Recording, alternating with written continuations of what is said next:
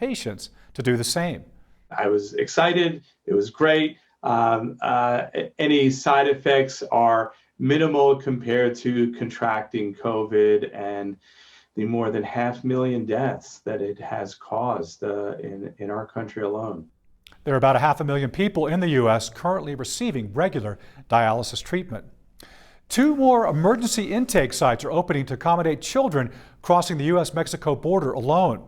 The Department of Health and Human Services is partnering with the Defense Department to temporarily use property at Fort Bliss near El Paso, Texas, and also Lackland Air Force Base in San Antonio. The properties will provide more than 5,000 beds combined. And as U.S. leaders grapple with the immigration crisis, there are many migrants waiting just short of the U.S. border, watching for what policy may come next. Chris Stewart went to a shelter across the border from Arizona to see how their situation compares to what we're seeing in the U.S.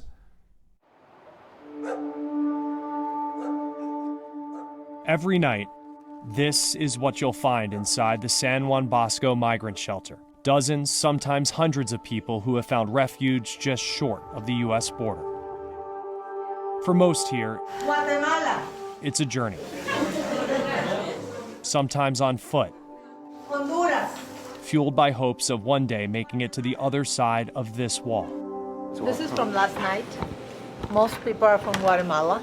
Most migrants here tonight have already tried to cross into the U.S. Some seeking asylum, others may have tried illegally. Those who have crossed. This is the people that have been under the status of catch and release. They are caught right the minute they cross, and then they are put back, and they usually come here to sleep. Alma Cota de Yanez works for an organization that supports this family-run shelter that's been open every day since 1982. Founded by Paco Lareo's father. And while the mayor of neighboring Nogales, Arizona says his city is not seeing a migrant crisis for now, Paco tells us he's seen an increase in migrants coming to his shelter since President Biden has taken office. Sí, han incrementado. Even though the new administration has said the border is closed. As the new administration started, there was this call that people felt, okay, this is a new administration, let's go right now. Violence and poverty are driving forces for many to leave home and try to make it to the United States. We spoke to this man. He says he and his brother left Guatemala in hopes of finding better work. They say their jobs there paid the equivalent to around $6 US a day. The shelter tells us these young faces are with their parents, unlike the recent spike in unaccompanied minors along other parts of the border. How restricted it is to cross. Alex LaPierre is with Arizona-based Border Community Alliance.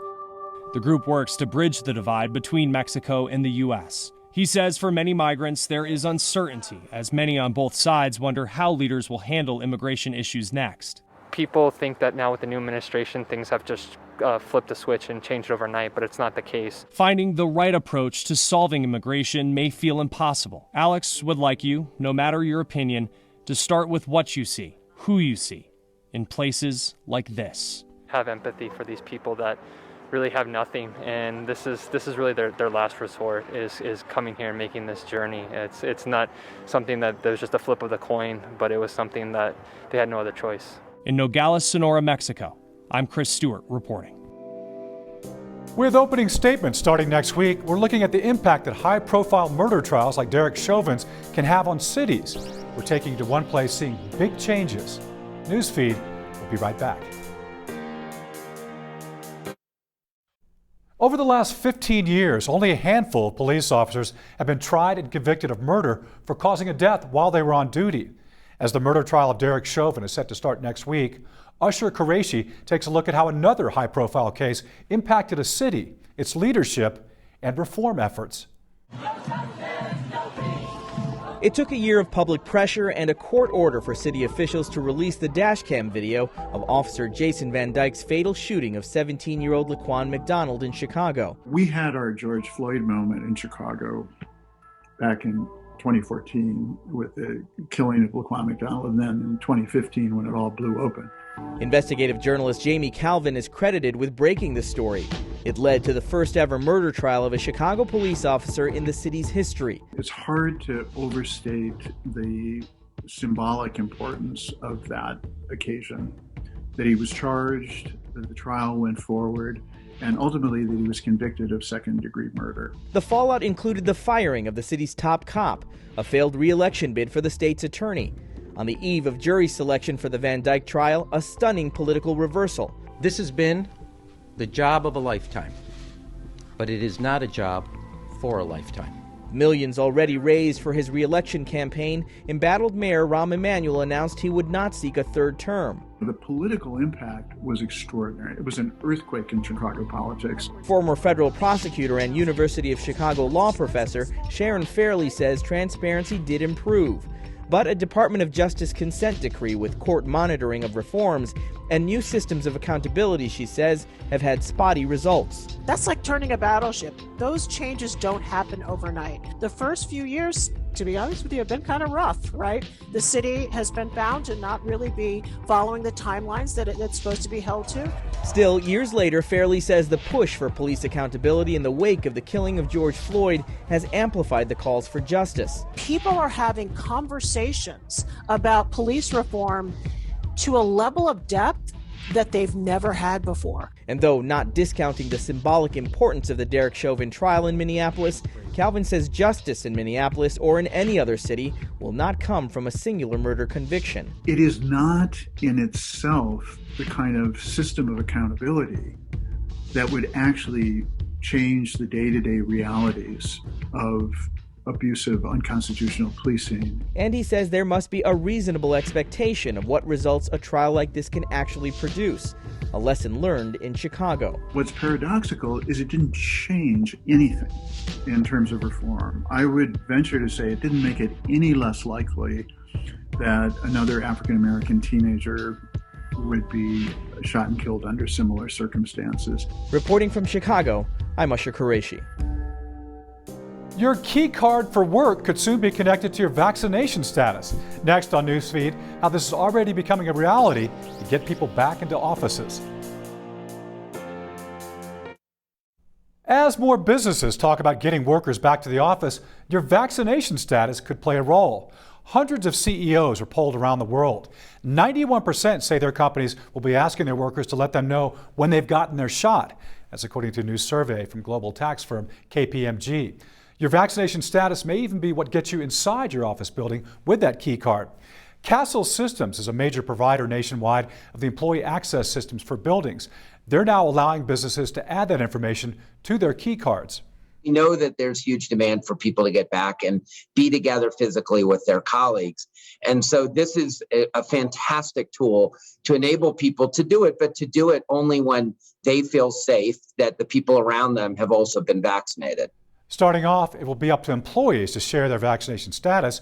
Employers can decide if they want to take this a step further and have people submit a picture of their vaccination card. I think while there will be some people who may have some concerns, and we're starting with self-attestation, so you volunteer it yourself, I think you're going to see that this is adopted in a very widespread way because it really is what's going to enable us to get back to the office like we used to. Now, as far as security goes, Castle says it doesn't store any employee information in their system. The company says it's up to your employer to keep that data secure. Opening statements begin Monday in the trial of Derek Chauvin, a former police officer charged with murder in the death of George Floyd. This comes nearly 30 years after a watershed moment in Los Angeles. A jury acquitted police officers videotaped beating a man. Activists who were there tell Amanda Brandeis they worry that history will repeat itself. For years, there have been complaints, mostly from minority communities, about alleged police brutality. The dramatic videotape of the Rodney King beating has intensified that outcry. An unarmed black man clubbed and stomped by white police officers. A video captured by chance, evoking outrage and a sense of relief. It was affirming what we knew.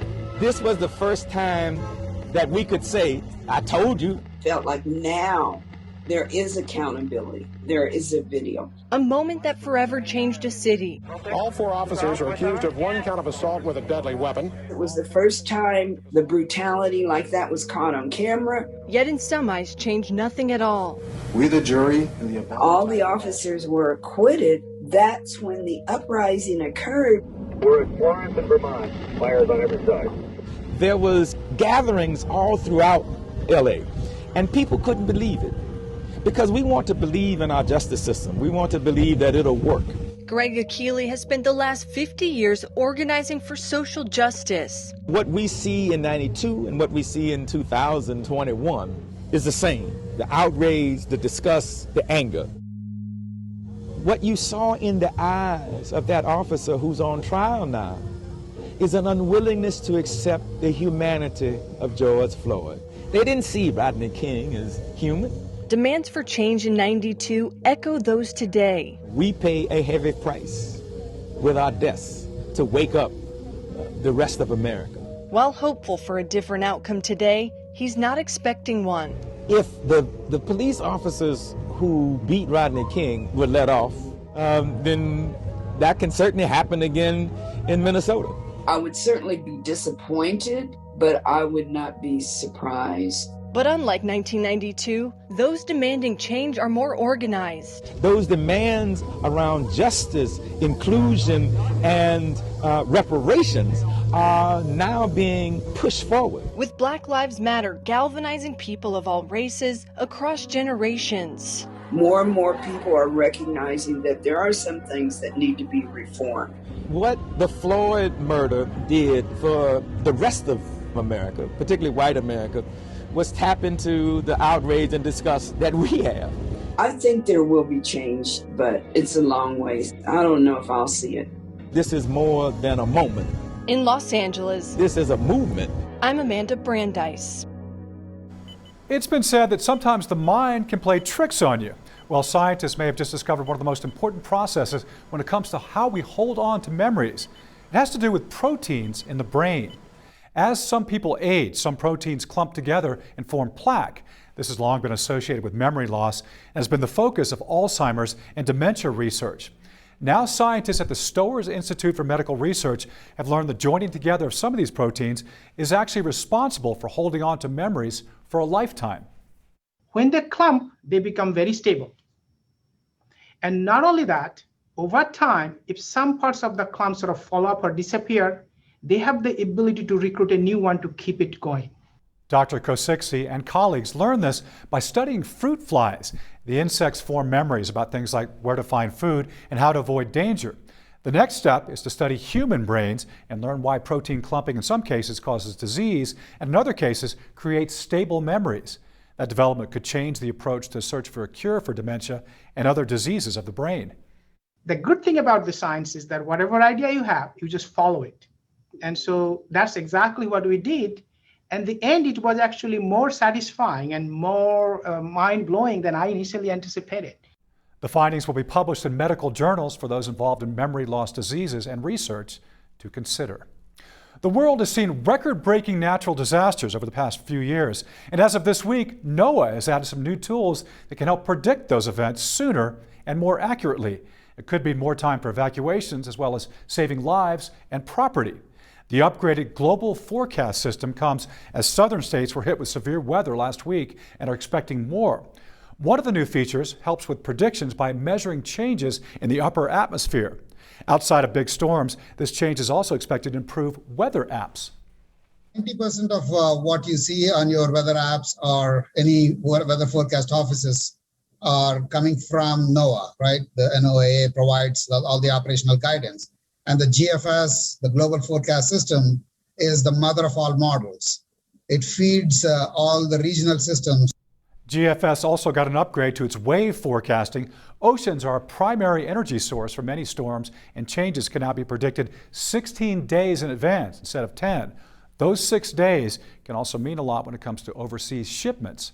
Ocean waves are important for shipping industry, for our Coast Guard. And so they're getting much more advanced forecasts combined with atmospheric forecasts. New weather predicting supercomputers will also be installed in Arizona and Virginia. Still ahead on Newsfeed. I saw it come up and I was like, oh, summer camp, yes, you're going, like, click, click, click, click, click, send. You heard that, Mom. It's not just kids excited about summer camp this year, how camps are changing and how fast you need to act to get signed up.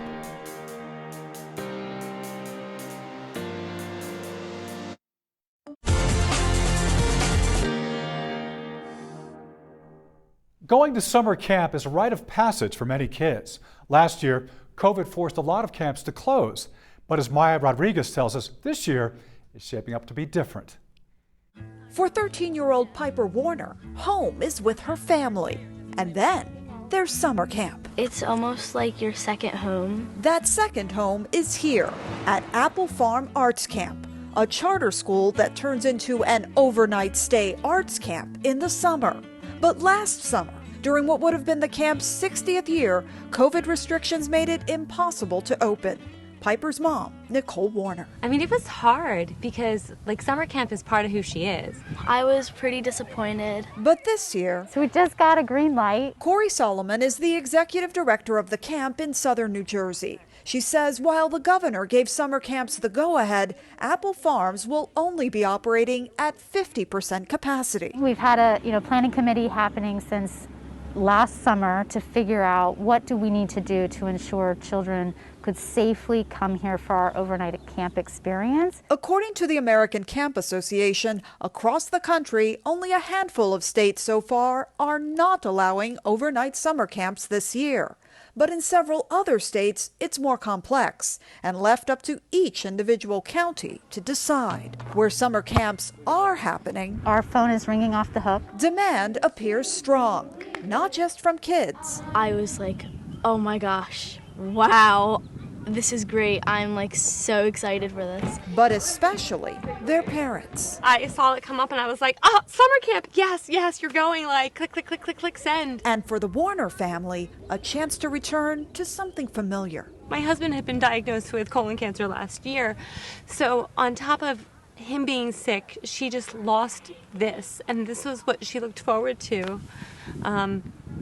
He's healthy again, he's great.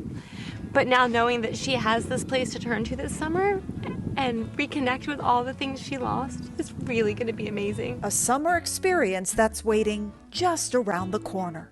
In Elmer, New Jersey, I'm Maya Rodriguez. Great to see you. Thank you, Maya. That does it for us today. I'm Tom Mustin. This is Newsfeed.